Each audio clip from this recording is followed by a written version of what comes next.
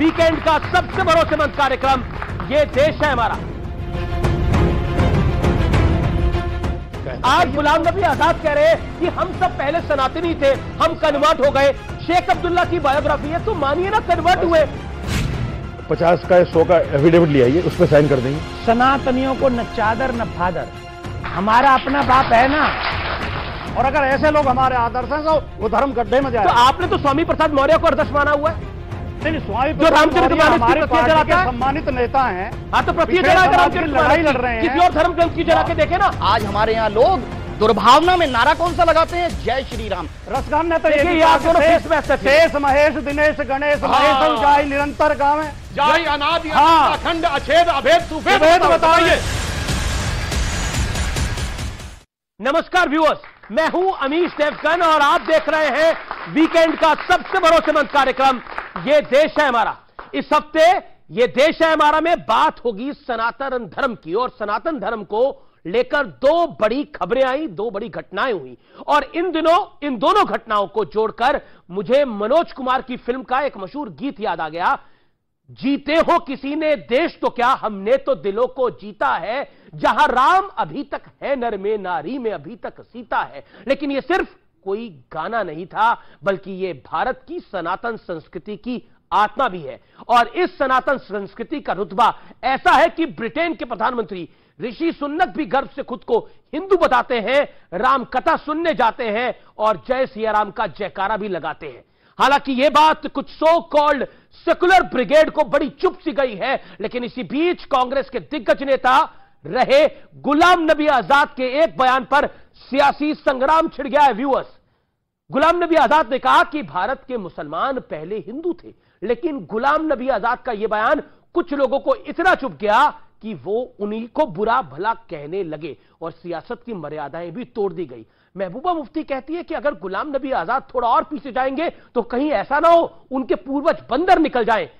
कांग्रेस कह रही है कि गुलाम नबी आजाद को ऐसा बयान कतई नहीं देना चाहिए था, लेकिन गुलाम नबी आजाद जो कह रहे हैं उस पर कुछ और बड़े तथ्य और इतिहास के सत्य लेकर आज मैं आपके सामने रखूंगा।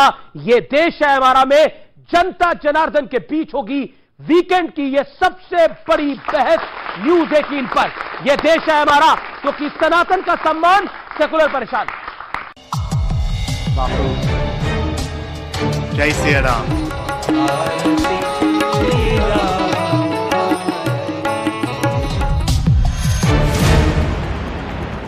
पहले खबर आई 7 समुंदर पार ब्रिटेन से, जहां मुरारी बापू भक्तों को राम कथा सुना रहे थे।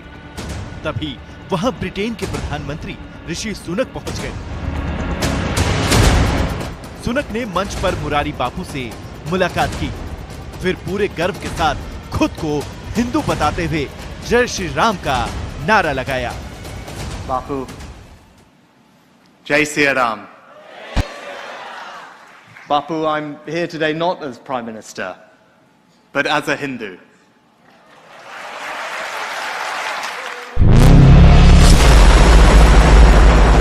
फिर बयान आया कांग्रेस के पूर्व वरिष्ठ नेता गुलाम नबी आजाद का, जिसमें उन्होंने कहा कि भारत के मुसलमान पहले हिंदू ही थे। इस्लाम तो आया ही है 1500 साल पहले। हिंदू धर्म बहुत पुराना है, तो बाहर से आए होंगे 10-20। वो जब मुगलों के वक्त में उनकी फौज में थे, बाकी तो सब हिंदू से ही कन्वर्ट हुए हैं मुसलमान हिंदुस्तान में। लेकिन गुलाम नबी आजाद के इस बयान पर चौतरफा संग्राम छिड़ गया। अगर वो पीछे जाना चाहते हैं तो पीछे चले जाएं, हो सकता है कोई बंदर वंदर उनको पूर्वजों में मिल जाए। बयान ऐसे बयान देना नहीं चाहिए, क्योंकि जो बेकार सब बयान है। कंट्री को जो आगे ले जाने के बजाय अभी और पीछे ऐसे बयान देने तो और पीछे होते। उनको जानकारी नहीं इस्लाम के बारे में, या बीजेपी से कनेक्टेड होकर चुनाव लड़ेंगे या बीजेपी में चले ही जाएंगे। कुछ लोगों को खुश करने के लिए उन्होंने इस तरह का ये बयान दिया है, ताकि वो लोग खुश हो जाएं जिनसे उनको माल मलीदा मिलने वाला है। ठीक है, पहले लोग हिंदू थे, तो अगर से लोग कन्वर्ट हो रहे हैं, मुसलमान हो रहे हैं, तो उसमें उनको या किसी को क्या दिक्कत है? उन्होंने सही कहा, अगर डीएनए टेस्ट कराया जाए किसी भी मुसलमानों को, किसी भी ईसाइयों का, तो हिंदू ही निकलेगा।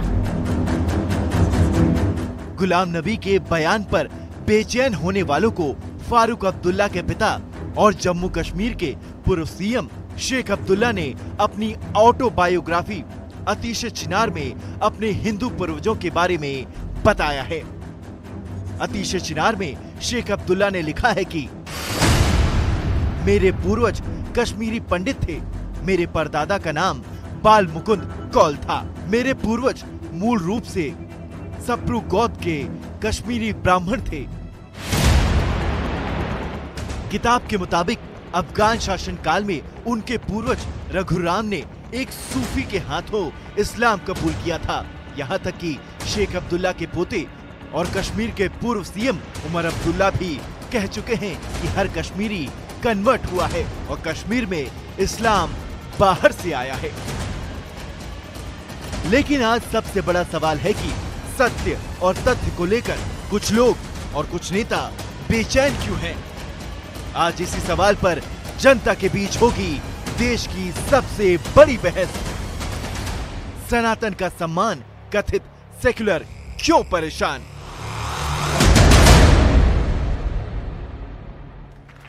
और इसी विषय पर बात करने के लिए मेरे साथ आ जुड़ रहे हैं कई खास मेहमान। सबसे पहले तो जोरदार तालियां सारी ऑडियंस के लिए हमारे साथ मौजूद है। और आज एक बेहद बड़ा खास पैनल है। सुधांशु त्रिवेदी हमारे साथ, भारतीय जनता पार्टी के member of parliament. Devkinandan Thakur है, उनको अभिनंदन है। राजकुमार भाटिया मेरे साथ, प्रवक्ता समाजवादी पार्टी के, उनका अभिनंदन है। और मेरे साथ शादाब चौहान है, नेता पीस पार्टी के, जोरदार तालियों के साथ उनका अभिनंदन है। मेरे साथ साजिद रशीदी है, जाने माने इस्लामिक स्कॉलर है, उनका अभिनंदन है जोरदार तालियों के साथ। तो आप तमाम लोगों का स्वागत है इस चर्चा में। शादाब चौहान, तो आपके पूर्वज भी हिंदू थे, ऐसा गुलाम नबी आजाद कह रहे हैं। देखिए, गुलाम साहब किसके गुलाम हैं मैं उस पे विषय पे नहीं जाना, उनकी अपनी राय है। लेकिन ये कड़वा सच है जिसको हम दिल से स्वीकार करते हैं और सम्मान करते हैं कि हमारे पूर्वज ठाकुर जसवंत सिंह थे, जिन्होंने, सुन लीजिए, जिन्होंने अपनी मर्जी से घर वापसी की। क्योंकि हमारा यह धार्मिक बिलीफ है कि दुनिया में जो कोई पैदा होता है, मुसलमान पैदा होता है, और आदम अलैहिस्सलाम जो उसको उनको सब मानते हैं, वो भारत में आए, तो पूरी दुनिया जो है वो भारत से शुरू हुई है। हमारा भारत तो इतना महान है। दूसरी बात, ऋषि सुनक जी ने कहा जय सिया राम, और आज हमारे यहां लोग दुर्भावना में नारा कौन सा लगाते हैं? जय श्री राम। कब लगाते हैं? सम्मान करते समय नहीं, गरीबों की हत्या करते समय, बेसहारों को मारते समय। राम मंदिर का जब शिलान्यास करने गए थे प्रधानमंत्री नरेंद्र मोदी, तो उन्होंने जय सिया राम का नारा ही लगाया था। अच्छी बात, तब तो आप छाती पीट रहे थे। नहीं, कभी नहीं, हमें कोई आपत्ति नहीं उस नारे से। ठीक है। सुधांशु त्रिवेदी, गुलाम नबी आजाद ने एक बात बोली, तो मुझे लगा कि मुझे पढ़ना चाहिए कि क्या है। तो मैंने शेख अब्दुल्ला साहब की ऑटोबायोग्राफी पढ़ी। उन्होंने भी बोला है कि हमारे पूर्वज भी हिंदू ही थे। और तो और आपको बताऊं, बेनजीर भुट्टो की जो ऑटोबायोग्राफी उन्होंने लिखी थी आज से 25-30 साल पहले, डॉटर ऑफ द ईस्ट, उसमें उन्होंने लिखा है कि उनके पूर्वज राजस्थान के राठौड़ से। बहुत सारी बातें ऐसी, इसमें कहीं कोई किंतु परंतु की गुंजाइश नहीं है। मुझे लगता है कि कुछ लोग जो अपनी सियासत की दुकान, तो नफरत की दुकान और मोहब्बत की दुकान वाली, मतलब दुकानदारी तो है ना, उनकी दुकानदारी चलती रहे, इसलिए वो भारत से अलग आइडेंटिटी भारत के भिन्न भिन्न मजहब के लोगों की बनाकर रखना चाहते हैं। ये एक समस्या है। अभी इन्होंने एक बात कही थी ना, जय सिया राम, जय श्री राम, ये बहुत लोग बोलते हैं। अरे जय श्री राम का नारा कब था? जब राम मंदिर राम लला के लिए था। भाई अभी तो राम लला थे, बालक राम थे। सिया राम तो तब आएंगे जब युवा होकर विवाह होगा। साजिद सिद्दीक, गुलाम नबी आजाद ने जो कहा सही कहा, क्या आपको लगता है उनकी बात से आप सहमत हैं? क्योंकि शेख अब्दुल्ला ने भी अपनी ऑटोबायोग्राफी में यही लिखा है। देखिए, सबसे पहली बात तो यह है कि नेता और अभिनेता, इनका कोई दीन धर्म नहीं होता। ये कब कहां कल्टी खा जाए कुछ कह नहीं सकते। सबसे पहले तो ये समझ लेना चाहिए। दूसरी बात, ये सत्य है, इसमें कोई दो राय नहीं है। जैसे शादाब ने भी कहा, सब जानते हैं हिंदुस्तान में 90% लोग कन्वर्टेड है, इसमें कोई दो राय नहीं है। लेकिन कन्वर्ट होने के बाद में जब ये कन्वर्ट हुए क्यों थे, मैं ये जानना चाह रहा हूं। क्यों का क्या मतलब है? सवाल है। नहीं, क्यों का क्या मतलब है? सवाल है। अगर एक आदमी हिंदू से मुसलमान, तो क्यों का क्या मतलब हुआ? तो मेरा सवाल है कि क्यों हुए थे? आस्था उसमें जागी तो मुसलमान हो गया। भाई किसी की आस्था क्रिश्चियन में जाग रही, वो क्रिश्चियन हो गया। क्यों का तो कोई सवाल ही नहीं होता। तो इस्लाम में अलाउड है ऐसा कन्वर्ट? क्यों तो ऐसा हुआ जैसे, नहीं, अगर एक बच्चा पैदा हो रहा है कि साहब ये पैदा क्यों हो गया, अरे हो गया भाई, ऊपर वाले ने दे दिया। हमें पता बच्चा कैसे पैदा हो रहा है, बताने की कैसे नहीं, क्यों वो पता है कन्वर्जन के लिए पूछा है। बच्चा तो पैदा हो रहा है, पता है कैसे पैदा हो रहा है। बहुत विद्वान मानता था आपको तो कैसे और क्यों में भी फर्क का पता नहीं, कैसे और क्यों का फर्क पता नहीं आपको। आप इतना, मैं तो विद्वान मानता था आपको बहुत। अरे मैं भी आपको पढ़ लिख के आते हो आप, तभी तो आपसे सवाल पूछो, कैसे और क्यों में फर्क पता नहीं, तभी आप विद्वान हो, तभी तो आपको कैसे और क्यों का फर्क पता नहीं। मैं तो सवाल पूछ रहा हूं भाई, क्यों हो मेरे रहे हैं? भाई सोच के तो पूछा करो। जब हमने मान लिया कि हाँ कन्वर्टेड है, अब कन्वर्टेड क्यों है उस पर मत जाइए। जो आदमी इस्लाम में कोई ऐसी बात है छुपाना चाहते हैं, जो छुपाना नहीं चाहता, छुपाने का क्या मतलब है इसमें, तो बता दीजिए। फिर आप एक बेतुकी बात बोल गए। बेतुकी नहीं, मुझे गर्व है कि मैं हिंदुस्तानी हूं और मुसलमान हूं, मुझे गर्व है और मैं सीना ठोक के कहता हूं, 156 इंच का सीना लेके कहता हूं मैं मुसलमान हूं। 156 इंच का? यस, 56 नहीं 156 इंच। देखिए धर्म परिवर्तन होता है जिसको समझ आ गया। मजे की बात यह है कि सबसे जो अशिक्षित लोग होते हैं उन्हीं सबसे पहले धर्म समझ में आता है। ये मैं बिल्कुल छात्रियों ने धर्म परिवर्तन किया, ये कौन सी बात है? में कितने धार्मिक लोग थे? अरे भाई बताओ, मैं पूरी बात करूं उसके बाद बिट्टू बजरंगी क्या धार्मिक है? सुनिए, बिट्टू बजरंगी क्या धार्मिक है? बिट्टू बजरंगी धार्मिक भाई, आप अपने मोनू मानेसर धार्मिक है? अरे भाई आपने अपने कमाल की बात भाई। अरे ना जाकिर नायक धार्मिक है, हाफिज सईद धार्मिक है, लश्कर तैयबा धार्मिक है, जैसे मोहम्मद साहब का नाम है आज तक नहीं बोले आप। क्या होना पकड़ के? मैं एक सीरियस बात कह रहा हूं। देखिए हम ये तब माने जब किसी ने अपना धर्म पूरा पढ़ लिया हो, फिर दूसरे का भी धर्म पढ़ लिया, कंपैरेटिव स्टडी की, और फिर उसे लगा ये नहीं, ये अच्छा, हम बात समझ में आते हैं। सबसे ज्यादा धर्मांतरण किसका होता है? जो सबसे गरीब होता है, जो सबसे अशिक्षित होता है। बहुत से लोग ऐसे जो निरक्षर हैं, उन्होंने कौन सा धर्म ग्रंथ पढ़ लिया और किससे तुलना कर ली और कैसे परिवर्तित हो गए। इसलिए ये लोग जो तर्क देते हैं ये पूरा वाहियात तर्क देते हैं। मैं एकदम लॉजिक के साथ कहता हूं, इसीलिए जितने भी लोग कन्वर्जन होता है सबसे गरीब इलाकों में, सबसे अशिक्षित इलाकों में क्यों होता है। अगर पढ़ लिख के हो तो मैं मानूंगी। देवकीनंदन ठाकुर नोवन है, देवकीनंदन ठाकुर नोवन है। देवकीनंदन जी आप जाने माने कथावाचक हैं, देश विदेश में कथाएं। सर मेरे निवेदन है कि देवकीनंदन ठाकुर जी आप जाने माने कथावाचक हैं, देश विदेश में कथा पढ़ने के लिए जाते हैं। ये गुलाम नबी आजाद साहब ने जो ये बात बोली है, ये आज पता लगी है या ये पहले से ही पता थी? ये लोग तो पहले से ही जानते थे।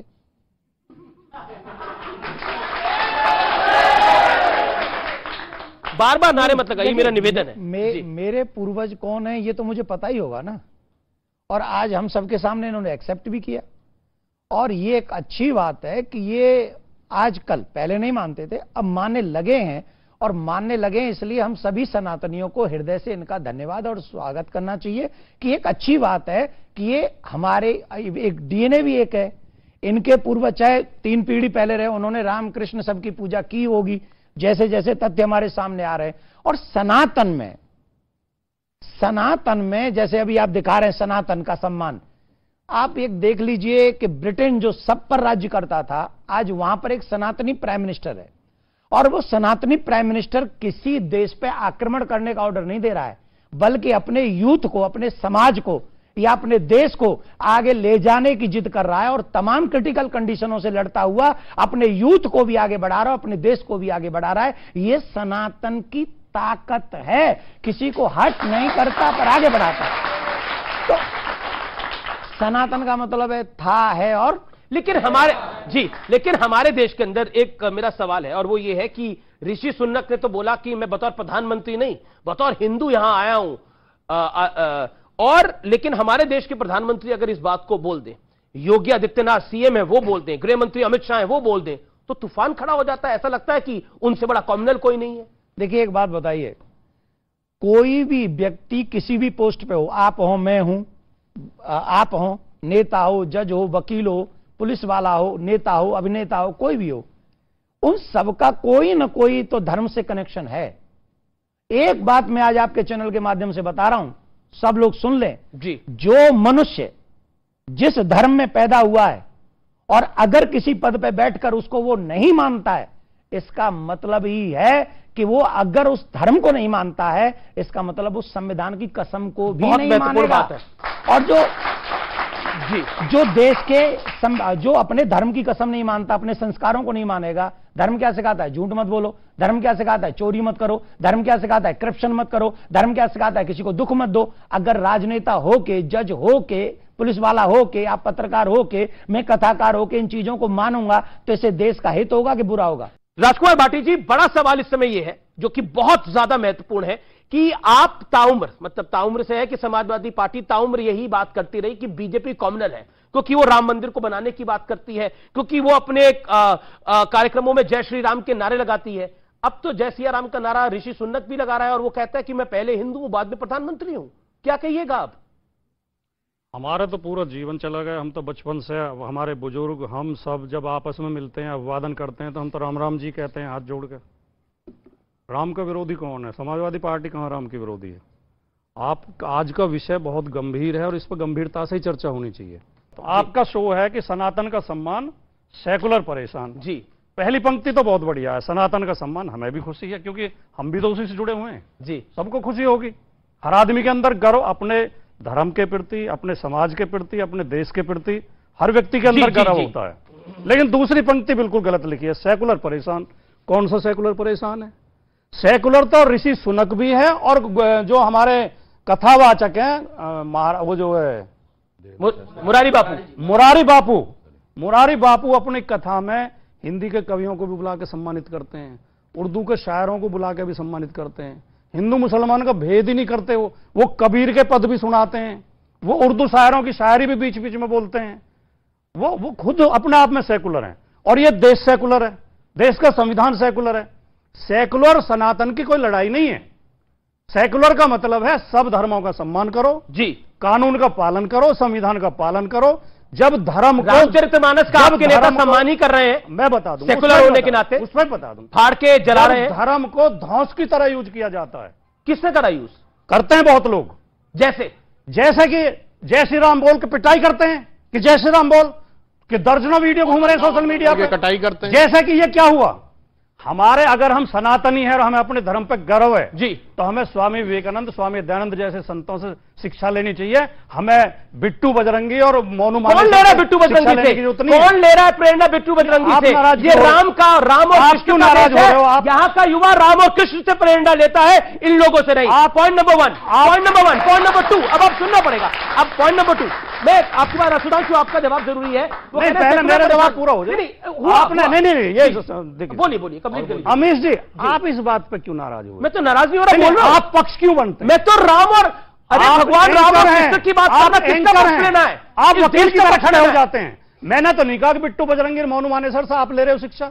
आपने यहां पर बोला लोग ले रहे हैं, कुछ लोग आपने बोला, उन्होंने वीडियो डाल के कहा है कि वहां आ रहे हैं हम और वो यात्रा निकाल रहे हैं। ऐसे लोग हमारे आदर्श कभी नहीं हो सकते, और अगर ऐसे लोग हमारे आदर्श हैं तो वो धर्म गड्ढे में जाए। तो आपने तो स्वामी प्रसाद मौर्य को आदर्श माना हुआ है। नहीं, स्वामी जो रामचरितमानस हमारी पार्टी के सम्मानित नेता हैं। हाँ, तो लड़ाई लड़ रहे हैं, किसी और धर्म ग्रंथ की जला के देखे ना, स्वामी दूध का दूध और पानी का पानी। प्रसाद मौर्य कोई धर्मगुरु नहीं है। आप राजनीति और धर्म को एक जगह क्यों मिला रहे हैं? क्यों नहीं मिलाऊंगा? नहीं, आप क्यों नहीं मिलाऊंगा? आपके नेता ने मिलाया। अगर मिलाओगे तो आप गलती कर रहे हो। आपके नेता ने मिलाओगे तो गलती कर रहे हो। देखिए, इन्होंने बात कही, वहीं से मैं कहता हूं जो धर्मगुरु नहीं है उसको धार्मिक विषय पे नहीं बोलना चाहिए, टिप्पणी नहीं करनी चाहिए। डॉक्टर नहीं हो तो डॉक्टरी पे मत बोलो, इंजीनियर नहीं हो तो इंजीनियरिंग पे मत बोलो, इकोनॉमिक्स नहीं हो तो इकोनॉमिक्स पे मत बोलो। नेता हो तो कहो हाँ मेरा ये नेता के रूप में विचार है। आप धार्मिक ग्रंथ पे क्यों टिप्पणी करने लगते हैं? और दूसरा, इन्होंने जो एक बात जवाब ले लेना, मैं याद दिला, हाँ बिल्कुल दूंगा, आपको मौका दूंगा। इन्होंने कहा 50 सेकंड, हाँ रुकिए, इन्होंने कहा कि मुरारी बापू की कथा में वो ये भी बोलते हैं। बिल्कुल, मैं कहना चाहता हूं, आप कितने मुस्लिम बताइए जो कि संस्कृत के श्लोक भी कोट करते हो? मैं बताता हूं, मगर जो कोट करने लगता है उस दिन सेकुलर कहते हैं मेरे से मतलब नहीं है भाई। आरिफ मोहम्मद खान साहब कितनी शानदार बातें कोट करते हैं। डॉक्टर एपीजे अब्दुल कलाम कहते थे कि मैं भगवत गीता पढ़ता हूं, तुरंत वो बाहर हो जाता है। उस्ताद बिस्मिल्लाह खां जिन्होंने पहली शहनाई बजाई थी भारत की स्वतंत्रता पे, जब अंतिम समय वो बीमार थे, यूपीए की सरकार थी और यूपीए उन्होंने कहा कि हम दिल्ली में रहकर पूरा इलाज करेंगे। उन्होंने कहा नहीं, अब तो मैं काशी में ही जाऊंगा। उन्होंने क्या कहा? चना चबेना और गंगा जल जो देवे करतार, काशी छोड़ न जाइए जहां विश्वनाथ दरबार। उसको भारत रत्न कब मिला? 2001 में। 50 साल सेकुलर शासन में कभी नहीं मिला। इसलिए, और सुनिए, महात्मा गांधी ने कहा था ना, ईश्वर अल्लाह तेरो नाम, बिरला मंदिर में उस जमाने में गवा दिया था। मैं चुनौती से कहता हूं किसी मस्जिद में गवाह देखो, ईश्वर अल्लाह तेरा। ये जो आप सेकुलरिज्म की बात कहते हैं, सेकुलर परेशान जी, और सनातन का सम्मान इसलिए कहा जाता है, बहुत समझ के बोलने की बात होती है। इन्हें जानकारी है लेकिन जानबूझ के छिपा रहे हैं। इन्हें यह भी पता होगा कि इकबाल साहब ने लिखा था कि है राम के वजूद पे हिंदोस्तां को नाज, अहले नजर समझते हैं उनको इमाम हिंद। राम की प्रशंसा में इकबाल ने भी शेर लिखे हैं। और जो रसखान थे, रसखान ने क्या लिखा था? मानस हो तो वही रसखान, बसो ब्रज गोकुल गांव के ग्वारन। श्री कृष्ण की स्तुति में उन्होंने छंद लिखे हैं। तो ऐसा नहीं है कोई मुसलमान नहीं कहता, मुसलमान भी राम को मानते हैं, कृष्ण को भी मानते हैं, हिंदू भी मुसलमानों का सम्मान करते हैं। इसी से देश मजबूत होगा। ये जो लड़ाने की राजनीति है, ये जो अपने राजनीतिक स्वार्थ के लिए घृणा फैलाई जाती है, लड़ाई कराई जाती है, कौन फैला रहा है घृणा? एक मिनट, कौन फैलाता है आपको नहीं पता? आप बता दीजिए। आरएसएस और बीजेपी फैलाती है। अच्छा, आरएसएस और बीजेपी का एजेंडा ये है कि लोगों को लड़ाओ, जाति के नाम पर लड़ाओ। ये जो यहाँ का झगड़ा मेवात का किसने शुरू किया? आरएसएस ने शुरू किया। आपने बोला राजस्थान में जो गुर्जर और मीणा लड़ाई, किसने लड़ाई? आरएसएस में लड़ाई। आज अगर मणिपुर में अगर महते और कुकी लड़ रहे हैं, किसके लड़ाई हुए? बीजेपी के लड़ाई हुए। आरएसएस और बीजेपी हमारे साथ दंगे कराती है। अब आरएसएस और बीजेपी लड़ाती है। मुझे एक लाइन में बोलना चाहता हूं, क्योंकि जनाब ने बोला कि आरएसएस और बीजेपी लड़ा रही है। सब लोगों को 1947 में देश का बंटवारा हुआ तो आरएसएस और बीजेपी लड़वा रही थी, बीजेपी का जन्म नहीं हुआ था तब। उससे पहले जब देश का बंटवारा मांगा गया, किस आरएसएस और बीजेपी का जन्म हुआ था? हाशिमपुरा दंगे हुए, कौन सी बीजेपी थी? अब सुनिए, मलियाना दंगे हुए, कौन सी बीजेपी थी? कई सारे सवाल है सर, आप डूब जाइएगा, जवाब नहीं आ पाएंगे। ओके, सुधांशु त्रिवेदी, देखिए दो राष्ट्र का सिद्धांत आरएसएस और हिंदू महासभा ने दिया था, सावरकर ने दिया था, जिन्ना ने बाद में मांग की थी दो राष्ट्र की। यहाँ पर तो बड़ा प्यार मोहब्बत है जी। पहले इन्होंने एक बड़ी अच्छी बात कही, भी दूध का दूध पानी का पानी हो जाता है। इन्होंने नाम लिया रसखान का। उनका नाम था सैयद इब्राहिम रसखान, बहुत बड़े कृष्ण भक्त कवि थे। और जिस इन्होंने कविता बोली वो थी कि रसखान कह रहे हैं कि मानुष हो तो वही रसखान, यानी मेरा अगला जन्म मनुष्य के रूप में हो। तो रसखान क्या करे, क्या बनूं? बसों ब्रज गोकुल गांव के ग्वारन, गोकुल में ग्वाल बालों के बीच में। जो पशु हो तो कहा बस मेरो, पशु के रूप में दूसरा जन्म हो। चरो नित नंद की धेनु बजारन, तो गाय बनूं नंद बाबा के। और पाहन हो तो वही गिरी को, पत्थर बनूं जो धर्यो कर छत्र पुरंदर धारन, गोवर्धन पर्वत पे। और जो खग हो तो बसेरो करो कहूं कालिंदी कूल कदम की डारन, यानी पक्षी बनूं तो उस कदम के वृक्ष पर जिसके नीचे भगवान कृष्ण मुरली बजाते थे। मैं पूछना चाहता हूं, अगला जन्म मानने वाला व्यक्ति जो कहे कृष्ण भक्त के रूप में अगला जन्म लूं, इस्लाम के हिसाब से सही है कि खारिज? अभी दूध का दूध पानी का पानी है, दूध का दूध पानी का पानी। आज फतवा जारी हो जाता, खान पर फतवा जारी हो जाता। अच्छी बात है, भी नहीं बचेंगे। इसीलिए मैंने कहा अमीश रसगान ने तो शेष महेश दिनेश गणेश महेश ऊंचाई निरंतर गाँव है। रसखान ने तो यह भी कहा, और सुनिए उसके आगे क्या, ये अनादि अनंत अखंड जाय अनादि अखंड अछेद अभेद सुफेद बताइए। वेद अनादि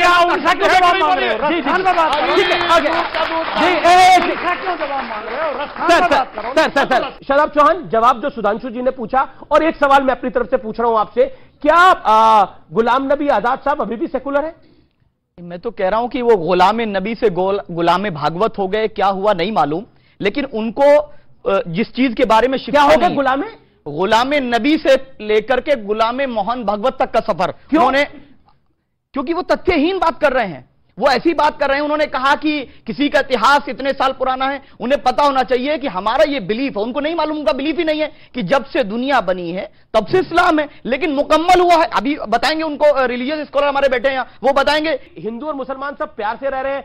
आप कहे मथुरा का विवाद लेके आगे पड़े, कहे आप ज्ञान वापी को लेकर इतनी चर्चा कर रहे हैं, इतना प्यार है, प्यार से मांगेंगे सब दे देंगे। निवेदन है मेरा, क्या बात कर रहे हैं आप? मोहब्बत है, मोहब्बत की दुकान खुली हुई है, आप क्या बात कर रहे हैं? मांग के तो देखिए जनाब। दुकान में हमारी जगह नहीं है अमीश जी। अच्छा, नहीं, हमारी जगह नहीं उस दुकान में, मोहब्बत की दुकान नहीं, उसमें हमारे लिए कोई जगह नहीं। अगर जगह होती तो मानेसर जेल में होता। अच्छा, ठीक, तो उससे हमें रिलेट। ठीक है। ये जो भाई साहब हैं जिन्होंने काली जैकेट पहनी, में नाम नहीं, शदाब चौहान साहब, हम चौहान साहब कहेंगे, प्यार की बात है। चौहान साहब से हम एक निवेदन कर रहे हैं। अभी इन्होंने क्या कहा कि कब से, जब से धरती बनी है तब से क्या है क्या? वो कहां पे, थोड़ा हमें बता दें, थोड़ा उसको हम पढ़ लें। हाँ, नहीं, आप नहीं, मेरा जिनसे क्वेश्चन निवेदन, हाँ बिल्कुल बिल्कुल, नहीं आपकी बात, मेरा कुछ और बोलना ही नहीं मुझे, ये सिर्फ वो किताब बता दें और कहाँ पढ़ना है कि हम लोग सब क्या नाम है उन्हीं के हैं क्या। ठीक है, अब सुन लीजिए पूरी बात मेरी मुकम्मल हो। जब ईश्वर ने इस दुनिया को बनाया, ईश्वर मत कहिए उसे, सुन लीजिए, ईश्वर कहेंगे तो ट्रांसफर हो जाएगा मामला। नहीं हमारे सुनिए ठाकुर जी, नहीं हमारे आप डीएनए तो एक ही है ना। अरे आप अगर मेरा देखो सुनिए, हाँ मेरा चौहान साहब से एक निवेदन है, यही बात रामलीला ग्राउंड में एक बहुत बड़ी मीटिंग हुई थी और एक बहुत बुजुर्ग थे, उन्होंने महाराज मनु को आदम कह दिया, ठीक, जो कि सनातनियों के साथ बहुत बड़ा खिलवाड़ है। मैं ये कह रहा हूं तुम्हारा आदम जो होगा उसका आप रिस्पेक्ट करें, I respect your feelings, but मेरे महाराज मनु को, जो कि ब्रह्मा जी की संतान है, ब्रह्मा जी जो कि नारायण भगवान की नाभि के कमल के ऊपर बैठकर प्रकट हुए हैं, जो नारायण भगवान से सत्य सनातन प्रकट हुआ है, आप महाराज मनु को, उनकी पत्नी शत्रुपा को अगर आप कहेंगे कि वो हमारे हैं और उनको अपना नाम देंगे, आदम कहेंगे, इससे मुझे कड़ा विरोध होगा। I respect, a lot of respect my religion, Sanatan Dharma, और मैंने वेद पढ़े हैं, मैंने भागवत पढ़ी है, भागवत उदाहरण है कि इस सृष्टि का सृजन कैसे हुआ। वो मूर्ख हैं जो हमें ये बताते हैं कि हमारे पूर्वज बंदर थे। हमारे पूर्वज ना कोई बंदर है ना कोई आदम है, हमारा पूर्वज भगवान नारायण है, नारायण से ब्रह्मा, ब्रह्मा से मनु, और महाराज मनु की संतान होने के नाते मानव कहलाए। इसलिए हमारे इस पूरे गणित में डीएनए एक होगा, आपने बीच में चेंज किया होगा कुछ, हमारा डीएनए नारायण से चल रहा है और आज तक वही है। सुनिए, आज ऋषि सुन्नत कह रहे हैं कि मैं बतौर प्रधानमंत्री नहीं बतौर हिंदू आया हूं। आज गुलाम नबी आजाद कह रहे हैं कि हम सब पहले सनातनी थे, हम कन्वर्ट हो गए। शेख अब्दुल्ला की बायोग्राफी है, तो मानिए ना कन्वर्ट हुए, या तो किसी लालच में हुए या किसी डर में हुए। ऑप्शन तो यही थी। शादाब चौहान, एक मिनट वो लाइए, क्या आप 50 का 100 का एफिडेविट ले आइए, उस पर साइन कर देंगे। किस बात के लिए एफिडेविट लिया? हाँ कन्वर्टेड है। तो कितनी बार बोले इसको कितनी बार बोले? देवकीनंदन जी, कितनी बार बोलेंगे कि आपको देवकीनंदन जी 30 सेकंड है, सुधांशु त्रिवेदी, देवकीनंदन जी 30 सेकंड। मैं सिर्फ 20 सेकंड में बात खत्म कर रहा हूं जी। आज इस बहस में एक बहुत काम अच्छा हो गया कि सबने एक्सेप्ट किया कि हमारा डीएनए एक है, ठीक। रुकिए। अब एक और बात निश्चित हो जाती है कि हमारे पूर्वजों ने कभी न कभी तो भोले बाबा की और श्री कृष्ण की पूजा की होगी। तो हम आप सबसे आज आप ही के चैनल के माध्यम से, शांति वार्ता के माध्यम से शांति मैसेज हम आप सबको हाथ जोड़ के दे रहे हैं। इसमें हमारे कोई द्वेष भाव नहीं है। हमारे श्री कृष्ण को, उनकी छवि को औरंगजेब ने कृष्ण मंदिर तुड़वाकर उनकी छवि को जामा मस्जिद की सीढ़ियों में गाड़ दिया है। बस चेक हो जाने दो है कि नहीं है, तो वो हमें दे दीजिए, अगर नहीं है तो उसमें जो नुकसान होगा हम आपको ला कर देंगे, हम देंगे, उसे सीढ़ी बनवाएंगे। बस डीएनए ने कभी ना कभी तो उन्होंने भी पूजा की है ना हमारे पूर्वजों ने। तो मतलब आप कह रहे हैं सब, सुधांशु मैं आपको बता रहा हूं, ओके, आप सब आप कह रहे हैं सब अगर कन्वर्टेड है तो जी। इन्होंने बहुत अच्छी बात कही है। अब जब हम लोग मान लेते हैं कि सब एक हैं, तो गुरु गोलवलकर जी ने कहा था ना, ये देश उन सब का है जो इसको पुण्य भूमि भी मानते हैं और पितृभूमि भी मानते हैं, यानी पूर्वज भी मानते हैं। हम मान लिया तो एक बड़ी अच्छी बात जानते क्या है, जब हम सब यहां के हैं तो ये विदेशियों के लिए हम क्यों लड़ रहे हैं? जो स्वामी जी ने कहा, भाई औरंगजेब की डिसेंडेंसी तो मंगोल और उज्बेक से है, अलाउद्दीन खिलजी की बाहर से है, तुर्क अरब, भाई इस्लाम अमर रसूल है। आपने कहा नबी के गुलाम बनिए, बादशाहों के गुलाम क्यों बन रहे भाई? ये देश है हमारा। में रुकेंगे एक ब्रेक के लिए, लेकिन ब्रेक के उस पार ये चर्चा जारी है। ब्रेक के बाद कुछ जोरदार सवाल होंगे और ये चर्चा भी जोरदार होगी। आप देखते रहिए, ये देश है हमारा।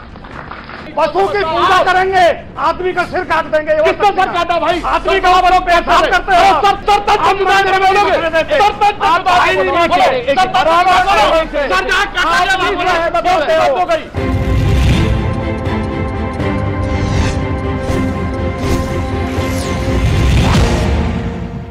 देश डूबा डूबा कांग्रेस के वादों में, दम जिसके पसीने में, 56 इंची सीने में, देश में तरक्की की फसलें जिसने बो दी। मोदी मोदी मोदी मोदी मोदी। अरे यहाँ वहाँ सारे जहां में ये आवाज है, अरे मोदी जी ओ मोदी जी तुम जिंदाबाद, मोदी जी ओ मोदी जी तुम जिंदाबाद। सजा हुई, बाहर गए, रोक लगी, अंदर आए, फिर बाहर हो गए तो उनका दिल क्या कहेगा? 24 तक प्रॉब्लम सॉल्व होगी कि ये इनकमिंग आउटगोइंग लगा रहेगा?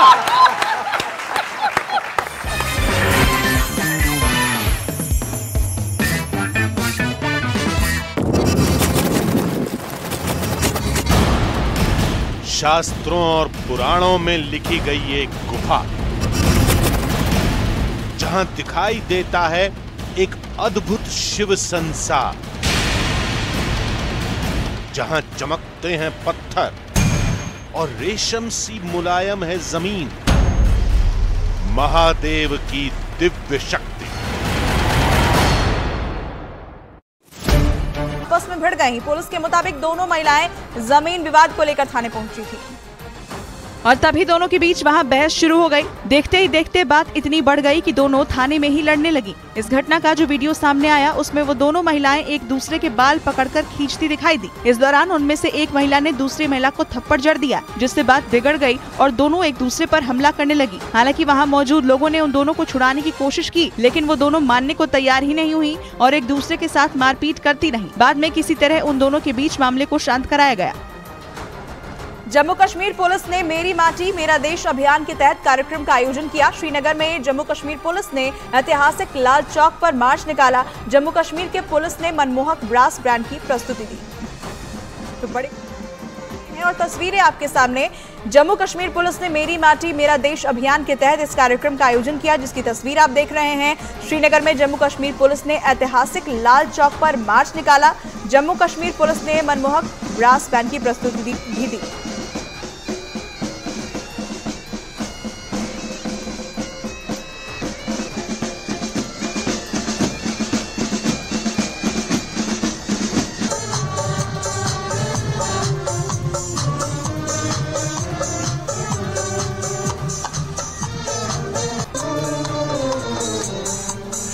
चंद्रयान 3 अब चांद की सतह के और करीब पहुंच गया है। लैंडर विक्रम के दूसरे डी ऑर्बिटिंग की प्रक्रिया भी पूरी हो गई है। चंद्रयान 3 तय रफ्तार से लगातार आगे बढ़ रहा है। इसरो के मुताबिक चंद्रयान 3 के लैंडर का दूसरा डीबूस्टिंग ऑपरेशन सफल रहा और लैंडर अपनी रफ्तार और धीमी करते हुए चांद के सबसे करीबी ऑर्बिट में दाखिल हो गया। दूसरे और अंतिम डीबूस्टिंग ऑपरेशन ने चांद की दूरी 25 किलोमीटर इंटू 134 किलोमीटर तक कम कर दी है। इसरो के वैज्ञानिकों के मुताबिक 23 अगस्त को चंद्रयान 3 को चंद्रमा के साउथ पोल पर सॉफ्ट लैंडिंग करनी है। लैंडर विक्रम सेंसर्स की मदद से लैंडिंग की मुफीद जगह तलाशेगा, फिर अपनी स्पीड को लगभग 0 कर लेगा और धीरे धीरे चांद की सतह पर कदम टिकाएगा। चंद्रयान 3 चंद्रमा की कक्षा में दाखिल हो चुका है। बस अब इंतजार है चंद्रमा पर इसकी सॉफ्ट लैंडिंग का। इसरो के वैज्ञानिकों ने चंद्रयान 3 के सॉफ्ट लैंडिंग की तारीख चंद्रमा पर रोशनी के हिसाब से तय की है। दरअसल 23 अगस्त वो तारीख है जिस दिन चंद्रमा पर दिन की शुरुआत होती है। एक चंद्र दिवस पृथ्वी पर लगभग 14 दिनों के बराबर होता है, जब सूर्य का प्रकाश लगातार उपलब्ध रहता है। चंद्रयान 3 के उपकरणों का जीवन केवल एक चंद्र दिवस का ही होता है। ऐसा इसलिए है क्योंकि वे सौर ऊर्जा से चलने वाले उपकरण होते हैं और उन्हें चालू रहने के लिए सूर्य की रोशनी की जरूरत होती है। रात में चंद्रमा का तापमान 0 से -100 डिग्री सेल्सियस तक पहुँच जाता है, जिसकी वजह से उपकरण खराब होने का खतरा रहता है। चंद्रयान 3 चांद पर 14 दिन यानी एक चंद्र दिवस तक रहेगा। इस दौरान वह चंद्रमा के बारे में तमाम जानकारी धरती पर भेजेगा। लेकिन वैज्ञानिकों का ये भी कहना है कि चंद्रयान 3 के चांद की सतह पर ठहरने की अवधि 28 दिन भी हो सकती है। लैंडर विक्रम और रोवर प्रज्ञान चार्ज करने की उच्च तकनीक से लैस है। चांद पर -180 डिग्री सेंटीग्रेड तक ठंडक होती है। ऐसे में मशीन को गर्म करना जरूरी है, जिसे देखते हुए बैटरी चार्ज करने की व्यवस्था लैंडर और रोवर दोनों में की गई है। अगर ऐसा हो जाता है तो चंद्रयान 3 का जो मिशन 14 दिन का है, उसे बढ़ाकर 28 दिन या उससे आगे किया जा सकता है। चंद्रयान 3 के लैंडर विक्रम के कैमरे से ली गई तस्वीरों को इसरो ने जारी किया। इन तस्वीरों पर चंद्रमा की सतह पर क्रेटर यानी गड्ढे नजर आए। वैज्ञानिकों का मानना है कि चांद पर गड्ढे उल्कापिंडों के गिरने से बनते हैं और ऐसे लाखों गड्ढे यानी इम्पैक्ट क्रेटर चंद्रमा पर हैं, जिनका नामकरण जाने माने वैज्ञानिकों के नाम पर रखा जाता है। एक अनुमान के मुताबिक चंद्रमा पर 10 लाख से ज्यादा इम्पैक्ट क्रेटर हैं, जिनमें से 9000 से ज्यादा क्रेटर की पहचान की जा चुकी है। क्रेटर 10 लाख से ज्यादा हैं और लेकिन जो कैलकुलेट किए गए हैं या रिकॉग्नाइज किए गए हैं वो लगभग 9000 से ऊपर है। जिन क्रेटर की तस्वीर लैंडर विक्रम ने भेजे हैं उनके नाम फ्रैबी, ब्रूनो और हरखेबी जे हैं, जिनका आकार 20 से लेकर 45 किलोमीटर तक का डायमीटर है। वहीं धरती पर अभी तक ऐसे 180 इम्पैक्ट क्रेटर खोजे जा चुके हैं। चंद्रयान 3 के चांद पर उतरने में अब कुछ ही दिन बचे हैं। ऐसे में पूरा देश इस सफलता से गौरवान्वित महसूस कर रहा है। गायक अनूप जलोटा ने चंद्रयान अब चांद पे उतरेगा चंद्रयान हमारा।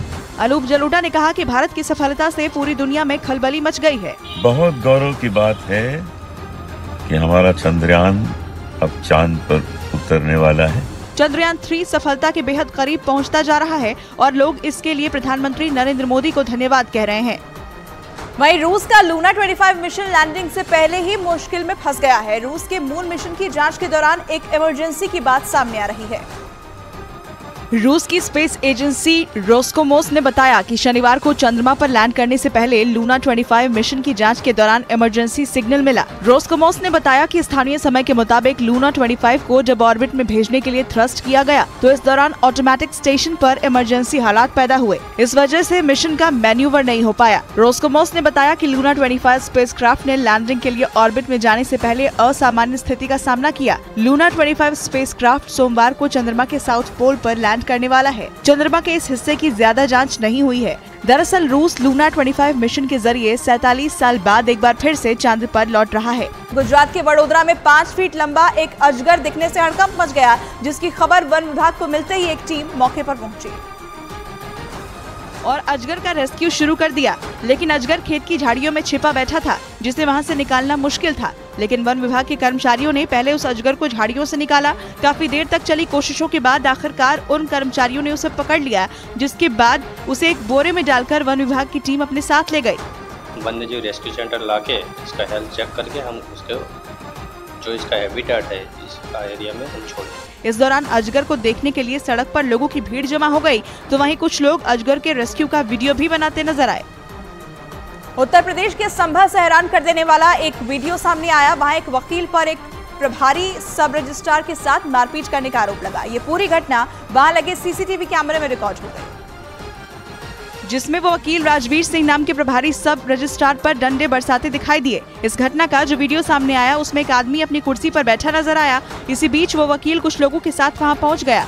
कुर्सी पर बैठा वो आदमी कुछ समझ पाता, जान पाता, तभी वो वकील उन पर डंडे बरसाने लगा, जिनकी वजह से वो आदमी खड़ा हो गया और अपने को बचाने के लिए डंडे को पकड़ने की कोशिश करने लगा। लेकिन वो वकील लगातार उन पर हमला करता रहा। हालांकि वहां मौजूद लोगों ने भी दोनों के बीच मामला शांत कराने की कोशिश की, लेकिन वो उन्हें पीटता रहा। मेहदी हसन और चंदीलाल एडवोकेट द्वारा उनको गाली गलौज करते हुए उनके साथ अभद्रता और मारपीट की गई। पुलिस ने आरोपियों के खिलाफ केस दर्ज कर मामले की जाँच शुरू कर दी।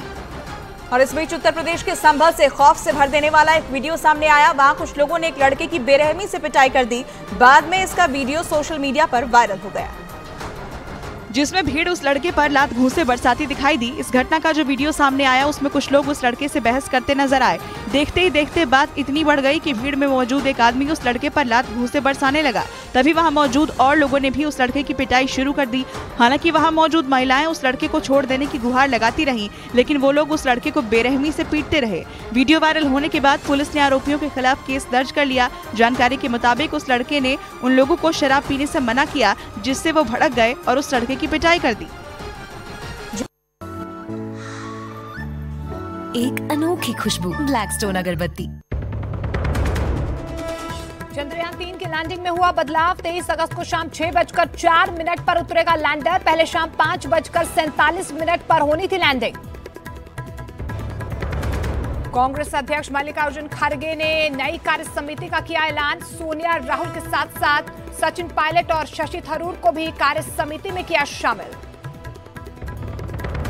उत्तराखंड के उत्तरकाशी में बस खाई में गिरने से 7 तीर्थयात्रियों की मौत। गंगोत्री की यात्रा से लौट रहे थे सभी लोग। बचाव कर्मियों ने 27 लोगों को सुरक्षित निकाला।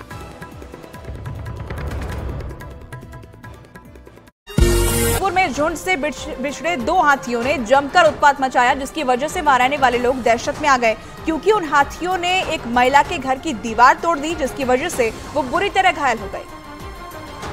जबकि दीवार गिरने से उसका घर बर्बाद हो गया। वहाँ से जो वीडियो सामने आया उसमें 2 हाथी जमकर उत्पात मचाते दिखाई दिए। हाथियों को देखकर वहाँ लोगों की भीड़ इकट्ठा हो गई। बताया गया कि इस दौरान उन हाथियों ने कई घरों को भी निशाना बनाया। वहाँ से सामने आई तस्वीरों में कई लोग हाथी को भगाने की कोशिश करते दिखे, लेकिन तमाम कोशिशों के बाद भी वो हाथी वहाँ से जाने को तैयार नहीं हुए। हालांकि कई घंटों बाद वो दोनों हाथी जंगल की तरफ चले गए, तब जाकर लोगों ने राहत की सांस ली। और उधर मध्य प्रदेश के डबरा से डरा देने वाला एक वीडियो सामने आया। वहां एक ट्रेन के इंजन में अचानक आग लग गई। गनीमत यह रही कि किसी को कोई नुकसान नहीं पहुंचा, लेकिन ट्रेन के इंजन में आग लगने से वहां हड़कंप मच गया। इस घटना का जो वीडियो सामने आया उसमें ट्रेन के इंजन से काले धुएं का गुबार उठता दिखाई दिया, जिससे वहां अफरा तफरी मच गई। डर की वजह से ट्रेन में बैठे लोग नीचे उतर आए और पटरियों के किनारे खड़े हो गए। घटना की जानकारी मिलने के बाद रेलवे की टीम पहुंच गई, जिसके बाद आग बुझाने का काम शुरू किया गया। 2 घंटों की मेहनत के बाद आग पर काबू पाया गया, जिसके बाद ट्रेन को वहाँ से रवाना किया गया। यह हादसा उस वक्त हुआ जब वो ट्रेन राजस्थान के उदयपुर से चलकर मध्य प्रदेश के खजुराहो जा रही थी। उत्तर प्रदेश के हरदोई से हैरान कर देने वाला एक वीडियो सामने आया। वहां कुछ लोगों ने शराब की दुकान में घुसकर जमकर मारपीट की। आरोप है कि शराब उधार में न देने पर उन लोगों ने दुकान में जमकर तोड़फोड़ भी की, जिसका वीडियो सोशल मीडिया पर वायरल हो गया, जिसमें कुछ लोग शराब की दुकान में तोड़फोड़ करते नजर आए। इस घटना का जो सीसीटीवी वीडियो सामने आया उसमें कुछ लोग दुकानदार से बहस करते दिखाई दिए। तभी एक आदमी दुकान में लगी जाली पर चढ़ गया और तोड़फोड़ करने लगा। देखते ही देखते कई महिलाएं और लड़के पहुंच गए, जिन्होंने वहां जमकर तोड़फोड़ की। वीडियो वायरल होने के बाद पुलिस एक्शन में आ गई। उधारी के शराब मांगने को लेकर शराब के जो सेल्समैन हैं उनके साथ कहासुनी, वाद विवाद, मारपीट की घटना। पुलिस आरोपियों के खिलाफ केस दर्ज कर मामले की जाँच में जुट गयी। उत्तर प्रदेश के फर्रुखाबाद से रोंगटे खड़े कर देने वाला एक वीडियो सामने आया। वहां भारी बारिश की वजह से नदी से निकलकर एक मगरमच्छ सड़क पर आ गया। उसे देखकर वहां अफरा तफरी मच गई और लोगों की जान हलक में आ गई। घटना की जानकारी मिलने के बाद वन विभाग की टीम वहां पहुंच गई और कई घंटों की मेहनत के बाद वन विभाग की टीम ने उसे पकड़ लिया। बाद में उस मगरमच्छ को नदी में छोड़ दिया गया। इससे पहले भारी बारिश की वजह से कई इलाकों में पानी भर गया, जिससे वो मगरमच्छ नदी से निकलकर रिहायशी इलाके में आ गया। जैसे ही इसका पता वहां के लोगों को चला, उन्होंने तुरंत वन विभाग को इसकी जानकारी दी, जिसके बाद उस मगरमच्छ को पकड़ने का अभियान चलाया गया। उत्तर प्रदेश के बरेली में एक गाड़ी से स्टंट कर रहे एक लड़के पर एक्शन लिया गया। ट्रैफिक पुलिस ने उस पर 69,000 रुपए का जुर्माना लगाया, क्योंकि वो सड़क के बीच अपनी गाड़ी से स्टंटबाजी करता दिखाई दिया। इस घटना का जो वीडियो सामने आया उसमें वो लड़का अपनी गाड़ी के बोनट पर बैठा नजर आया, जबकि उसकी गाड़ी सड़क के बीच तेज रफ्तार से दौड़ती दिखाई दी। इस दौरान वो गाड़ी के बोनट पर बैठकर पोज देता भी दिखा। वीडियो सोशल मीडिया पर वायरल होने के बाद पुलिस ने उस पर कार्रवाई करते हुए 69,000 रुपए का चालान काटा।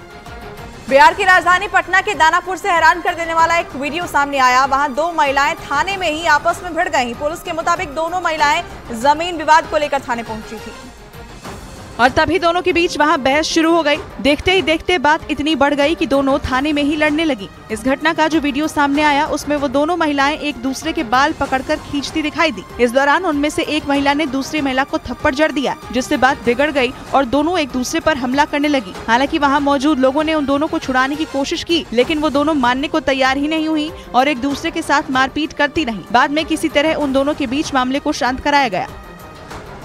जम्मू कश्मीर पुलिस ने मेरी माटी मेरा देश अभियान के तहत कार्यक्रम का आयोजन किया। श्रीनगर में जम्मू कश्मीर पुलिस ने ऐतिहासिक लाल चौक पर मार्च निकाला। जम्मू कश्मीर के पुलिस ने मनमोहक ब्रास बैंड की प्रस्तुति दी। तो बड़े और तस्वीरें आपके सामने। जम्मू कश्मीर पुलिस ने मेरी माटी मेरा देश अभियान के तहत इस कार्यक्रम का आयोजन किया, जिसकी तस्वीर आप देख रहे हैं। श्रीनगर में जम्मू कश्मीर पुलिस ने ऐतिहासिक लाल चौक पर मार्च निकाला।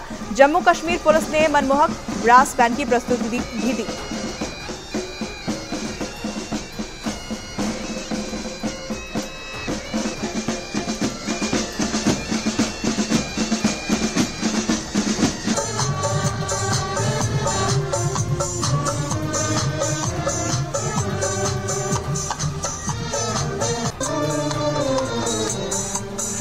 चंद्रयान 3 अब चांद की सतह के और करीब पहुंच गया है। लैंडर विक्रम के दूसरे डी ऑर्बिटिंग की प्रक्रिया भी पूरी हो गई है। चंद्रयान 3 तय रफ्तार से लगातार आगे बढ़ रहा है। इसरो के मुताबिक चंद्रयान 3 के लैंडर का दूसरा डीबूस्टिंग ऑपरेशन सफल रहा और लैंडर अपनी रफ्तार और धीमी करते हुए चांद के सबसे करीबी ऑर्बिट में दाखिल हो गया। दूसरे और अंतिम डीबूस्टिंग ऑपरेशन ने चांद की दूरी 25 किलोमीटर इंटू 134 किलोमीटर तक कम कर दी है। इसरो के वैज्ञानिकों के मुताबिक 23 अगस्त को चंद्रयान 3 को चंद्रमा के साउथ पोल पर सॉफ्ट लैंडिंग करनी है। लैंडर विक्रम सेंसर्स की मदद से लैंडिंग की मुफीद जगह तलाशेगा, फिर अपनी स्पीड को लगभग 0 कर लेगा और धीरे धीरे चांद की सतह पर कदम टिकाएगा। चंद्रयान 3 चंद्रमा की कक्षा में दाखिल हो चुका है। बस अब इंतजार है चंद्रमा पर इसकी सॉफ्ट लैंडिंग का। इसरो के वैज्ञानिकों ने चंद्रयान 3 के सॉफ्ट लैंडिंग की तारीख चंद्रमा पर रोशनी के हिसाब से तय की है। दरअसल 23 अगस्त वो तारीख है जिस दिन चंद्रमा पर दिन की शुरुआत होती है। एक चंद्र दिवस पृथ्वी पर लगभग 14 दिनों के बराबर होता है, जब सूर्य का प्रकाश लगातार उपलब्ध रहता है। चंद्रयान 3 के उपकरणों का जीवन केवल एक चंद्र दिवस का ही होता है। ऐसा इसलिए है क्योंकि वे सौर ऊर्जा से चलने वाले उपकरण होते हैं और उन्हें चालू रहने के लिए सूर्य की रोशनी की जरूरत होती है। रात में चंद्रमा का तापमान 0 से -100 डिग्री सेल्सियस तक पहुँच जाता है, जिसकी वजह से उपकरण खराब होने का खतरा रहता है। चंद्रयान 3 चांद पर 14 दिन यानी एक चंद्र दिवस तक रहेगा। इस दौरान वह चंद्रमा के बारे में तमाम जानकारी धरती पर भेजेगा। लेकिन वैज्ञानिकों का ये भी कहना है कि चंद्रयान 3 के चांद की सतह पर ठहरने की अवधि 28 दिन भी हो सकती है। लैंडर विक्रम और रोवर प्रज्ञान चार्ज करने की उच्च तकनीक से लैस है। चांद पर -180 डिग्री सेंटीग्रेड तक ठंडक होती है। ऐसे में मशीन को गर्म करना जरूरी है, जिसे देखते हुए बैटरी चार्ज करने की व्यवस्था लैंडर और रोवर दोनों में की गई है। अगर ऐसा हो जाता है तो चंद्रयान 3 का जो मिशन 14 दिन का है, उसे बढ़ाकर 28 दिन या उससे आगे किया जा सकता है। चंद्रयान 3 के लैंडर विक्रम के कैमरे से ली गई तस्वीरों को इसरो ने जारी किया। इन तस्वीरों पर चंद्रमा की सतह पर क्रेटर यानी गड्ढे नजर आए। वैज्ञानिकों का मानना है कि चांद पर गड्ढे उल्कापिंडों के गिरने से बनते हैं और ऐसे लाखों गड्ढे यानी इम्पैक्ट क्रेटर चंद्रमा पर हैं, जिनका नामकरण जाने माने वैज्ञानिकों के नाम पर रखा जाता है। एक अनुमान के मुताबिक चंद्रमा पर 10 लाख से ज्यादा इम्पैक्ट क्रेटर हैं, जिनमें से 9000 से ज्यादा क्रेटर की पहचान की जा चुकी है। क्रेटर 10 लाख से ज्यादा हैं, और लेकिन जो कैलकुलेट किए गए हैं या रिकॉग्नाइज किए गए हैं वो लगभग 9000 से ऊपर है। जिन क्रेटर की तस्वीर लैंडर विक्रम ने भेजे हैं, उनके नाम फ्रैबी, ब्रूनो और हरखेबी जे हैं, जिनका आकार 20 से लेकर 45 किलोमीटर तक का डायमीटर है। वहीं धरती पर अभी तक ऐसे 180 इम्पैक्ट क्रेटर खोजे जा चुके हैं। चंद्रयान 3 के चांद पर उतरने में अब कुछ ही दिन बचे हैं। ऐसे में पूरा देश इस सफलता से गौरवान्वित महसूस कर रहा है। गायक अनूप जलोटा ने चंद्रयान अब चांद पे उतरेगा।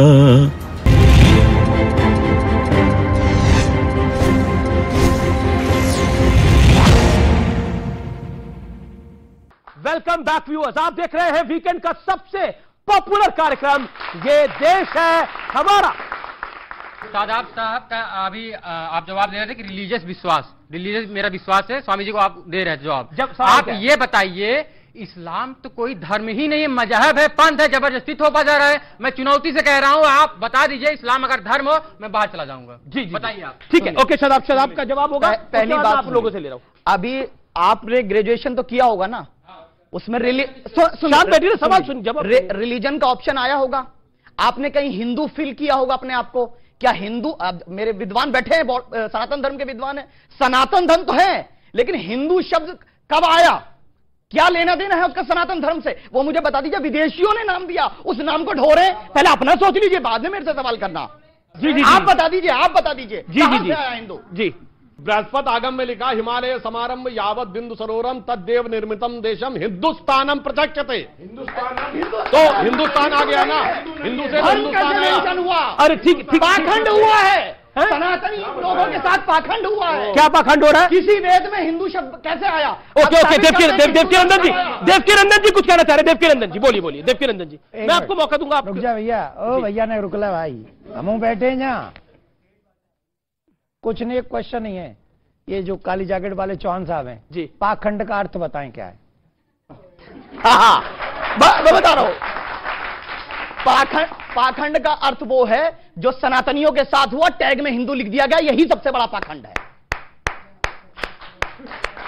यही अर्थ है।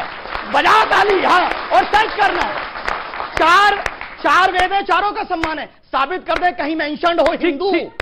बताइए देवकीनंदन जी, बताइए, हिंदू बताइए ना। मुझे एक बात बताइए अमीश जी, आप हमको पागल समझ रहे हैं? ये पाखंड बोलेंगे, पाखंड का पा नहीं पता है इनको, और ये हम सबको पाखंडी बोल के निकल गए, और आप हमसे क्वेश्चन नहीं ले रहे, इनसे पूछ नहीं रहे पाखंड क्या है। सबसे पहले तो ये होना चाहिए, जो आप टीवी चैनल पे बोल रहे हैं ना, ये सिर्फ यहां ताली 4 लोग नहीं बजा रहे हैं, पूरी दुनिया आपको नेशनल लेवल पे देख रही है। आपको एक एक शब्द सोच समझ के बोलना चाहिए, और किसी की इंसल्ट करने के लिए मत बैठो, किसी के धर्म का अपमान करने के लिए मत बैठो। पाखंड उसे कहते हैं जो परमात्मा से भिन्न है, जो है नहीं पर दिखावा करता है, जो है ही नहीं। पाखंड, मैं धर्म में रहता हूं पर धर्मात्मा नहीं हूं, इट मीन्स पाखंड। किसी ने कोई चाल, वो षड्यंत्र हो सकता है, वो पाखंड नहीं है। तो पहले एक शब्द जब आप बोल रहे हैं तो समझें। और यहां सनातन है, सनातन में कभी किसी का बुरा नहीं लिखा है। चौहान साहब, आपके पूर्वजों ने भगवान श्री कृष्ण की पूजा की है। अगर आपको पाखंड है, पाखंड का अर्थ समझना, तो ये समझिए कि औरंगजेब ने मेरे ठाकुर को मस्जिद की सीढ़ियों के नीचे गाड़ दिया। आपको उसका विरोध करना चाहिए कि उस दुष्ट ने हमारे साथ अन्याय किया। आप उसके, सुनिए एक सेकंड, आप उनके साथ उनकी बात में बात मिला देते हैं, इसका नाम पाखंड है। इसे पाखंड औरंगजेब को रहमतुल्लाह बोलते हैं, औरंगजेब को रहमतुल्लाह बोलते हैं आप। जी जी जी जी जी, सवाल, बड़ा सारे सवाल है। चौहान साहब ने बिना सोचे समझे बोला कि हम जय श्री राम गुस्से से बोलते हैं। अगर गुस्से से बोल रहे होते ना, बैठे नहीं होते यहाँ अच्छा, मार देंगे यही तो सच्चाई है। अरे भाई, हमारे सनातन में पता है, मारिए मारिए, हमारे पता है, मानना तो बहुत बड़ी बात, चींटी सामने आती है ना तो चींटी को देख के रास्ता काट देते हैं। हिंदू सनातन धर्म में आपको पता भी है। वो कह रहे कि जय श्री राम क्या बात करें, बहुत बड़ी बात बोली हिंदू आप बैठे नहीं होते। बहुत बड़ी बात बोलिए, खंडन कीजिए इसका। हमने किसी को कहा कि ऐसा कर देते नहीं, खंडन कीजिए इसका, खंडन कर। दूसरी चीज, जी जी जी ठाकुर, हमारे चौहान साहब से एक बात है, उसने जब ये शब्द बोला तो हमने हाथ उठाया कि ये बात नहीं बोलनी चाहिए। हम सबने उठाया, इसका मतलब है हम लोग इसके पक्षधर नहीं है। पर चौहान साहब उसका बात का लाइन ठीक था, पहली लाइन गलत नहीं। उसने एक बात बोली, वो गलत लगी हमको, हमने हाथ उठा दिया कि ठीक नहीं है। पर हमारे भी दर्द को समझो, जामा मस्जिद की चेकिंग करवा दो प्लीज, क्योंकि आज भी वहां से प्लीज। अरे हाँ बोलो, अब सुनिए, हाँ बोलिए, हाँ बोलिए, बोलिए। देखिए, प्यार आपने बोला, प्यार है, मोहब्बत है, तो हाँ बोलिए ना। हमसे मोहब्बत है तो अच्छी बात है, लेकिन ठाकुर साहब को शादाब चौहान पे विश्वास है, नरेंद्र मोदी पे नहीं है। तो चलिए, प्रधानमंत्री बनेंगे तो जो सच होगा वो सामने आ जाएगा, दूध का दूध, पानी का पानी हो जाएगा। देश के प्रधानमंत्री ने जब राम लला का मंदिर का शिलान्यास किया तो बहुत सी पॉलिटिकल पार्टीज ने बोला कि ये सही नहीं था, एक प्रधानमंत्री के तौर पर वो मंदिर का शिलान्यास करने के लिए जा रहे हैं। देखिए, मैं थोड़ा सा बात पर कहना चाहता हूं कि भारत में लगभग 98% जो मुस्लिम हैं वो कन्वर्टेड हैं। इसमें तो ये तो सबको पता है, ये कोई नई खबर नहीं है। पत्रकारिता में पढ़ाया जाता है कि समाचार उसे कहते हैं जिसे लोग पहले से न जानते हों। तो ये कोई समाचार नहीं है, ये तो तथ्य है, और इस बात पर किसी को आपत्ति भी नहीं है। लेकिन मैं ये कहना चाहता हूं कि धर्म बहुत पवित्र शब्द है और धार्मिक होना बहुत अच्छी बात है। कोई धार्मिक व्यक्ति कभी नफरत की बात, झगड़े की बात कर ही नहीं सकता। जो सच्चा धार्मिक होगा वो हमेशा भाईचारे की और मेल मिलाप की बात करेगा। बिल्कुल, आपने कुछ लोग जो राजनीति के लिए धर्म का प्रयोग करते हैं उसमें विवाद पैदा होता है, वहीं से झगड़े पैदा होते हैं। एक दिल की गहराइयों से मेरा सवाल है आपसे, और एक ये नहीं सर, सुधांशु जी, दिल की गहराइयों से मेरा सवाल है, ये स्वामी प्रसाद मौर्य को किस कैटेगरी में डालते हैं जो रामचरितमानस को लेकर इतनी अनर्गल बातें करते हैं? और दिक्कत तब होती है जब आपके नेता उनको प्रमोशन भी दे देते हैं। नहीं अमित जी, आप गलत प्रश्न पूछ रहे हैं। रामचरितमानस, मैंने जब ये विवाद चला था तब भी कहा था, रामचरितमानस एक महाकाव्य है। पूरे भारत के विश्वविद्यालयों में साहित्य की श्रेणी में पढ़ाया जाता है, साहित्य सब्जेक्ट में पढ़ाया जाता है, कहीं धर्म ग्रंथ में नहीं पढ़ाया जाता। नंबर एक बात। दूसरे, रामचरितमानस लिखी गई है रामायण को आधार बना के। रामायण में भी वही 7 कांड हैं, बाल कांड है, अयोध्या कांड है, अरण्य कांड है, किष्किंधा कांड है, सुंदर कांड है, युद्ध कांड है और उत्तरकांड है। और यही सारे रामचरितमानस में है। जूकेतु कहानी भी जू की तो रखी है, लेकिन उन्होंने, तुलसीदास जी ने कुछ अपने शब्द ऐसे प्रयोग कर दिए हैं और कुछ घटनाओं को चेंज कर दिया है। हाँ, वो स्वामी प्रसाद मौर्य को समझ आ गई, अभी तक किसी को समझ नहीं आई थी। सुधांशु जी गवाही देते हैं, 70 के दशक में जो दिल्ली प्रेस है, सरता मुक्ता मैगजीन निकालते थे, पूरी सीरीज चलाते थे तुलसीदास के ऊपर कि हिंदू समाज के पथभ्रष्टक तुलसीदास लिखते थे। और तुलसीदास ने क्या क्या गलत लिखा है। अब इन्होंने एक बात कही गंभीर, हाँ 70 के दशक में लिखा जाता था, और ये क्यों लिखा जाता था मैं बताता हूं। आप सबसे कहता हूं, जाके आज देखिए, आज तो पुरानी आर्काइव्स खुल गई हैं, जाके चेक करिएगा। एक टर्म है आइडियोलॉजिकल सबवर्जन, ये बाकायदा कम्युनिस्ट पार्टी का एजेंडा था केजीबी का, और इसका रेफरेंस है कि Mitrokhin's archive KGB and the world part 2। और सुनिएगा, एक पत्रकार था जो केजीबी का जासूस था, उसका नाम है यूरी बैचमेनेव, मैं नाम के साथ बता रहा हूं, जाके चेक करिएगा। उसने कहा हमें एजेंडा दिया गया था कि पूरी भारतीय संस्कृति को नष्ट करना है, और उसने कहा 4 स्टेज का एजेंडा था। स्टेज ऑफ डिमोरलाइजेशन, जब हमें झूठी चीजें प्रसारित करके कहना है धर्म संस्कृति में सब कुछ गलत है, जब वो सक्सेसफुल हो जाएगी नेक्स्ट स्टेज ऑफ डिस्टेबलाइजेशन, तब उस पर आंदोलन खड़े करने, फिर उसने कहा third stage stage of revolution, उनको हिंसक आंदोलन में कन्वर्ट करना है, फिर उसने कहा उसके बाद अपना राज्य स्थापित करना है स्टेज ऑफ नॉर्मलाइजेशन। बिल्कुल सही उन्होंने कहा है। 60 और 70 के दशक में भारत के विरुद्ध जो षड्यंत्र था, और उसने यह भी कहा है कि हमने कैसे कैसे लोगों को हायर किया। उसने कहा हमारे कंट्रोल में कैबिनेट मिनिस्टर थे, हमारे कंट्रोल में पत्रकार थे, हमारे कंट्रोल में जुडिशरी थी। यह सारा का सारा लिखा है। इसीलिए मैं कहता हूं आज की पीढ़ी के सामने सारा डिटेल है, और मान्यवर अब जाके पढ़िए तो हकीकत समझ में आएगी। बिल्कुल सही बात कही गई है। ये सारी बातें भारत को कमजोर करने के लिए थी, इसलिए क्योंकि ये रामचरितमानस पे, क्योंकि ये रामचरितमानस की बात हुई, ये रामचरितमानस की बात हुई। आज मैं कहता हूं रामचरितमानस के शब्दों, थोड़ी देर के लिए रामचरितमानस के शब्दों को छोड़िए, प्रभु श्री राम का चरित्र देखिए, जिसने शबरी के बेर खाए, वानरों की सेना बनाई, और एक ब्राह्मण, क्योंकि रावण एक ब्राह्मण था, एक ब्राह्मण का वध किया क्योंकि उसने स्त्री हरण किया था। तो राम तो चरित्रवान ही थे और मर्यादा पुरुषोत्तम ही थे। और जो लोग सवाल खड़ा करते हैं, जो लोग सवाल खड़ा करने का प्रयास करते हैं रामचरितमानस पर, वो भारत की आन बान शान पर सवाल खड़ा करते हैं। ये बात बिल्कुल स्पष्ट है। वो लोग भारत की संस्कृति को मिटाना चाहते हैं, वो लोग भारत के अध्यात्म को समाप्त करना चाहते हैं। यही काम अंग्रेजों ने किया था। उन्होंने जातियों में इतना बांटा था हिंदुस्तान को कि हमारे अपने लोगों का अपने ऊपर से भरोसा हट गया था। उन्होंने इकोनॉमिकली हमें कमजोर कर दिया था और हमें अपना गुलाम बना लिया था। इसलिए जो व्यक्ति अपनी जड़ को मजबूत रखता है, वो पेड़ ऊपर ही जाता है, वो नीचे नहीं गिरता। इसलिए हिंदुस्तान के लोगों, अपनी जड़ को मजबूत रखो, नहीं तो कब अंत हो जाएगा पता नहीं। जी, तो हमारा जवाब लेना चाहिए। जी जी जी, जवाब लेना चाहिए। हाँ, बोलिए, बहुत कंफ्यूजन कर दिया। जब 2600 साल पहले महात्मा बुद्ध जातिवाद का विरोध कर रहे थे, वर्ण व्यवस्था का विरोध कर रहे थे, तो केजीबी के एजेंट थे। जब कबीर लिख रहे थे, जब कबीर, महात्मा बुद्ध ने पूरा वर्ण व्यवस्था का विरोध किया। जब कबीर लिख रहे थे कि जात पात पूछे नहीं कोई, हर को भजे सो हर का होई, और जातिवाद का विरोध कर रहे थे, तो वो केजीबी का एजेंट थे। जब बाबा साहब अंबेडकर, अब आप बोलने नहीं दे रहे हैं, मैंने आपको शांति सुना। सुनिए, ये वही शक्तियां हैं जो चाहती हैं कि हिंदू समाज में जाति, और ये वही शक्तियां जो 80% लोगों को जैसे हनुमान जी को अपनी शक्ति याद आने लगी थी, 80% लोगों को पशु समझते हैं, जब पशु से नीच समझते हैं, ये वो शक्तियां हैं। ठीक है, जो 80% लोगों को पशु से नीच समझते हैं। अरे नहीं, बिल्कुल पशु की पूजा करेंगे, आदमी का सिर काट देंगे। किसका सर काटा भाई? आदमी का पेशाब करते हैं, सरपंच काटा जा रहा है, हिम्मत और क्या तो बोलो,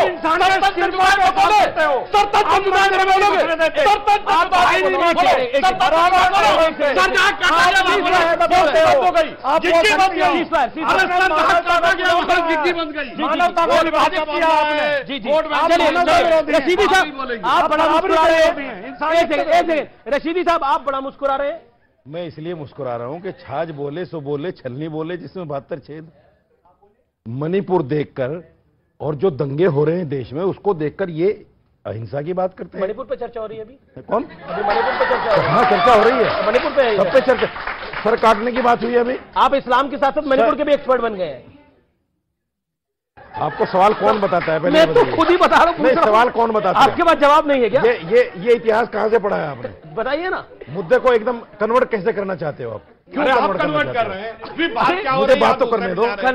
कन्वर्ट जब भारी पड़ता है तो आप दूसरा सवाल ढूंढ देते हो। ये कोई तरीका हुआ बात करने का? मैंने तो ऐसा कुछ आप पे जब भारी पड़ता हूँ मैं दूसरा सवाल। अरे कहाँ आप भारी हैं भाई? ये कोई बात हुई? आप भारी हैं। शांति से सुनना चाहिए, जैसे आप इनको सुनते हैं। बिल्कुल सुन रहा हूं। बोलिए, मुझे नहीं सुनते आप। बोलिए। मैं सिर्फ ये कहना चाहता हूँ, देखिए बात थी सनातन की या बात थी इस्लाम की। जी, धर्म जो भी हो, जिसका भी हो, सबका मानना है कि अपने धर्म का पालन करो। अगर ऋषि सुनक ने कहा कि मैं हिंदू हूं, हमें भी गर्व है उनके ऊपर।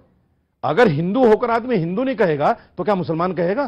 क्या आपको लगता है कि अपनी सभ्यता पर गर्व करना चाहिए, लेकिन जब भी कोई हिंदुस्तान में अपनी सभ्यता पर गर्व करता है तो उसको कॉम्युनल का जामा पहना दिया जाता है, चाहे वो नेता हो, चाहे वो अभिनेता हो, चाहे वो कोई बुद्धिजीवी हो, चाहे वो कोई भी हो?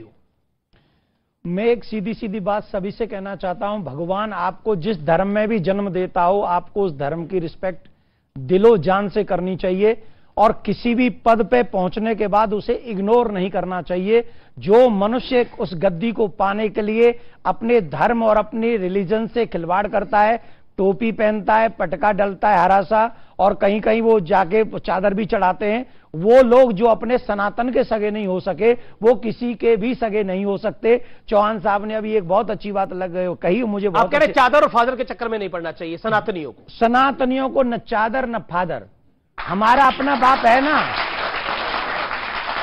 जिनको चादर के लिए बनाया है वो चादर चढ़ाए, जिनको फादर के लिए बनाया है वो अपने फादर को माने। रशीदी साहब, फाइनल वर्ड, 10 सेकंड। देखिए, अगर किसी को हिंदू मुसलमान की लड़ाई से बाहर निकलना है तो इंडिया गेट पर जाकर नाम पढ़ ले।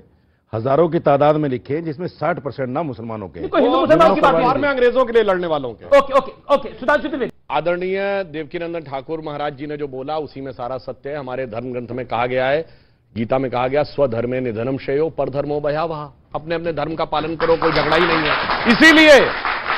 इसीलिए मैं अटल जी की कविता की वह प्रसिद्ध कविता हिंदू तन मन हिंदू जीवन रग रग हिंदू मेरा परिचय की अंतिम पंक्ति कर कहता हूं, होकर स्वतंत्र मैंने कब चाहा मैं कर लूं जग को गुलाम, मैंने तो सदा सिखाया है करना अपने मन को गुलाम। गोपाल राम के नामों पर कब मैंने अत्याचार किया, कब दुनिया को हिंदू करने घर घर में नरसंहार किया। कोई बतलाए काबुल में जाकर कितनी मस्जिद तोड़ी, भूभाग नहीं शत शत मानव के हृदय जीतने का निश्चय, हिंदू तन मन हिंदू जीवन रग रग हिंदू मेरा परिचय। जी जी, बहुत बहुत शुक्रिया आप तमाम लोगों का जुड़ने के लिए। फिलहाल इतना ही। उम्मीद है आज का कार्यक्रम आपको जरूर पसंद आया होगा। नमस्कार।